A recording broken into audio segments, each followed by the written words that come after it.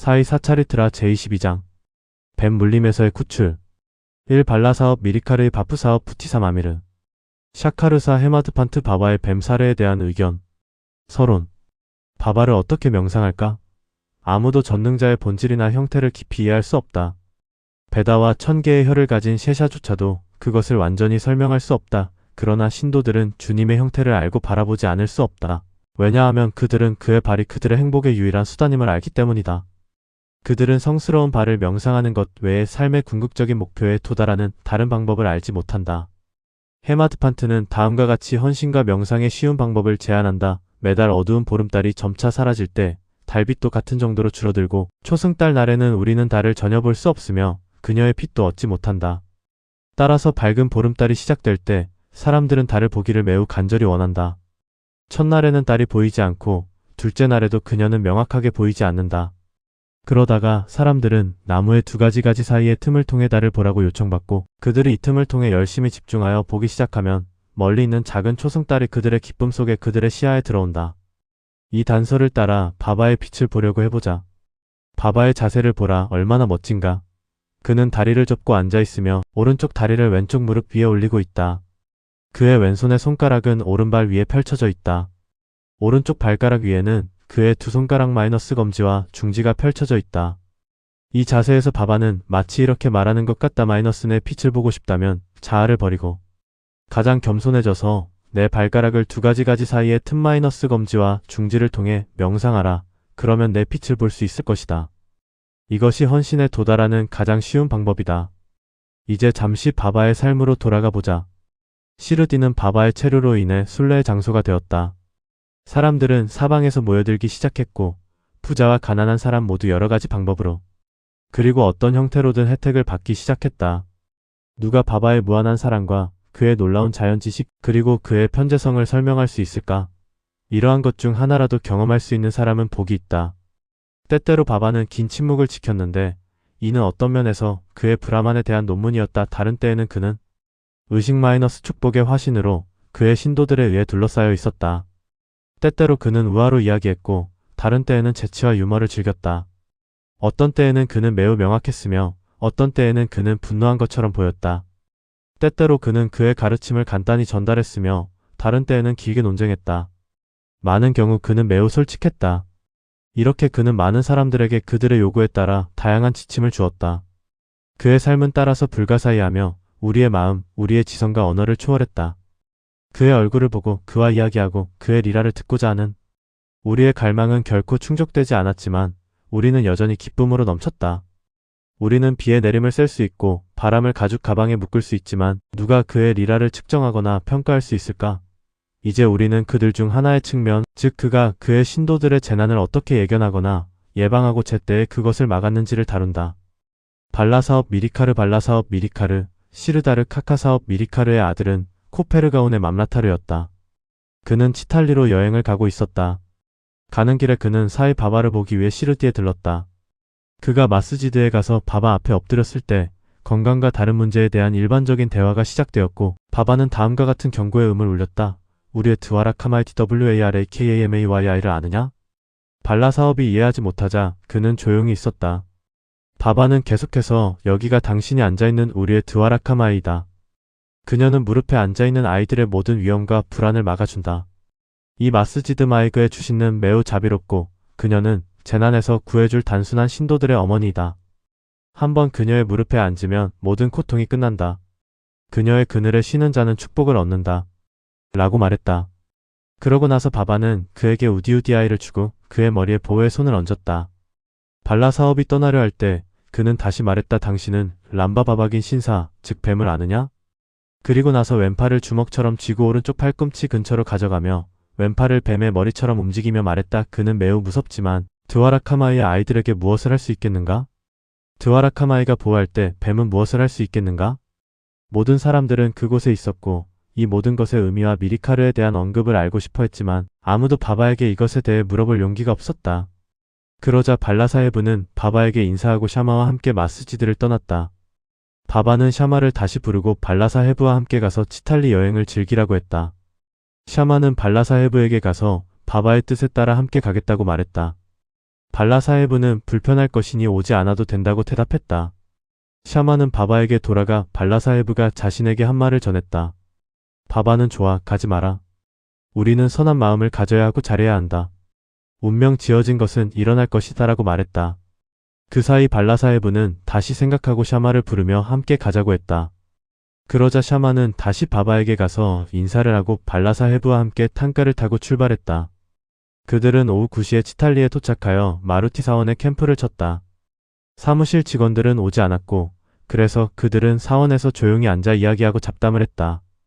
발라 사헤브는 매트에 앉아 신문을 읽고 있었다. 그의 우파라니 상부 토타르는 허리에 걸쳐 있었고 그 위에 뱀이 보이지 않게 앉아 있었다.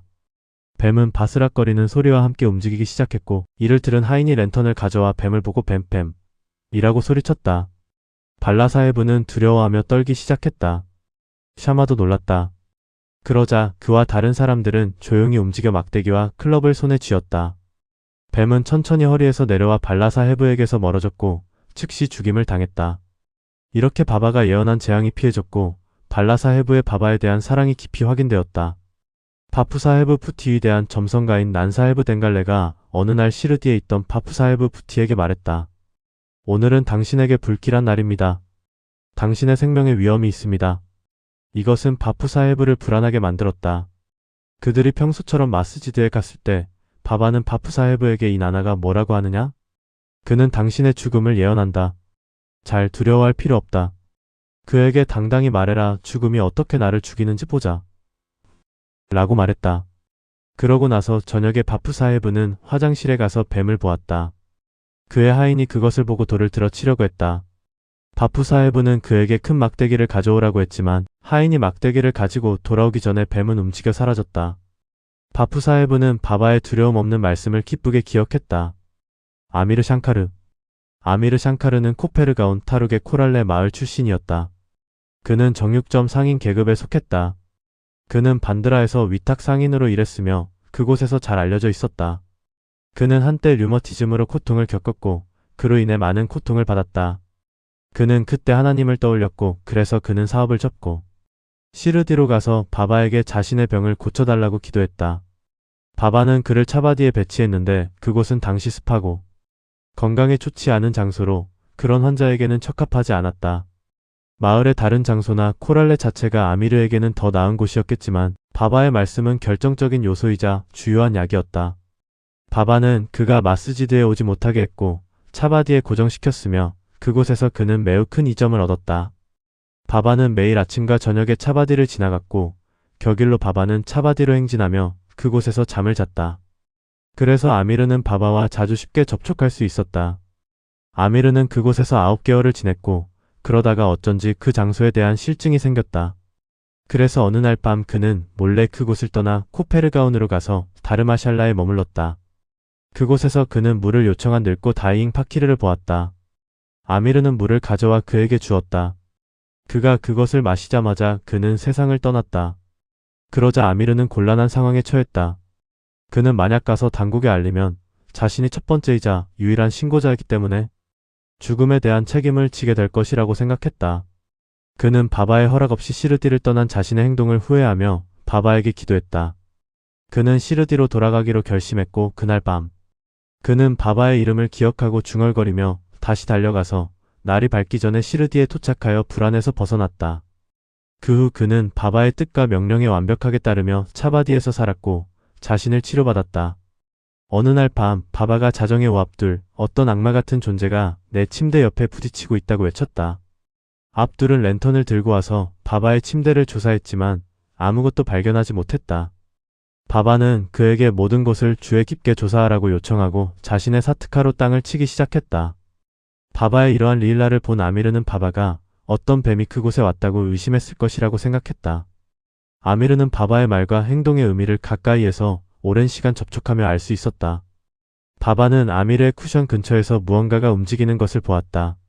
그는 압둘에게 빛을 가져오라고 요청했고 그가 가져오자 그는 그곳에 뱀의 코일이 머리를 위아래로 움직이고 있는 것을 보았다. 그리하여 뱀은 즉시 처치되었다. 이렇게 바바는 시의적절한 경고를 주어 아미르를 구했다. HMADPAN 티스코피언 언드 서펀트 일바바의 추천으로 카카사 헤브 딕싯은 매일 시리 에크나트 마하라지의 두 작품인 바가바트와 바와르타 라마야나를 읽고 있었고, 헤마드 판트는 그 작품이 읽히는 동안 청중 중 한 명이 되는 행운을 가졌다. 한 번은 라마야나의 한 부분이 읽히고 있었는데 그것은 하누만이 그의 어머니의 지시에 따라 라마의 위대함을 시험하는 내용이었다. 모든 청중은 매료되었다. 헤마드 판트도 그 중 한 명이었다. 큰 정갈이 어디서 왔는지 아무도 몰랐다. 뛰어올라 헤마드 판트의 오른쪽 어깨, 그의 우파라니 상부 토타르에 앉았다. 처음에는 눈치채지 못했지만 주님은 그의 이야기를 듣는데 전념하는 자들을 보호하심으로 그는 우연히 오른쪽 어깨를 돌아보았고 그것을 발견했다. 완전한 침묵 속에서 여기저기 움직이지 않았다. 마치 그것도 읽는 것을 즐기는 듯 보였다. 그러자 주님의 은혜로 헤마드 판트는 청중을 방해하지 않고 그의 토타르의 투끝을 잡아줬고 정갈을 그 안에 가두었다. 그런 다음 그는 밖으로 나가 그것을 정원에 던졌다. 이 또 다른 경우에 몇 사람이 카카사 해부의 와다의 위층에 앉아 있었고 해가 지기 직전이었다. 그때 뱀이 창틀의 구멍을 통해 기어 들어와서 둥글게 말려 앉았다. 불이 가져와졌다. 처음에는 눈이 부셨지만 그것은 가만히 앉아 머리만 위아래로 움직였다. 그러자 많은 사람들이 막대기와 곤봉을 들고 달려갔지만 그것이 불편한 곳에 앉아 있었기 때문에 아무런 타격도 가할 수 없었다. 그러나 사람들의 소음을 듣고 뱀은 같은 구멍을 통해 급히 나갔다. 그러자 그곳에 있던 모든 사람들은 안도감을 느꼈다. 바바의 의견. 한 신도인 무크타람이 그 불쌍한 생물이 도망친 것이 좋다고 말했다.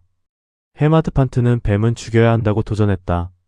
그들 사이에 뜨거운 논쟁이 벌어졌고 전자는 뱀과 같은 생물은 죽여서는 안 된다고 주장했고 후자는 죽여야 한다고 주장했다. 밤이 깊어지면서 논쟁은 결론 없이 끝났다. 다음날 그 문제는 바바에게 회부되었고 바바는 다음과 같은 확고한 의견을 주셨다. 신은 모든 존재와 생물, 뱀이나 정갈이든 간에 모두 안에 살고 있다. 그는 세상의 위대한 조정자이며 모든 존재, 뱀, 정갈 등이 그의 명령에 복종한다. 그가 원하지 않으면 아무도 다른 이에게 해를 끼칠 수 없다. 세상은 모두 그에게 의존하고 있으며 누구도 독립적이지 않다.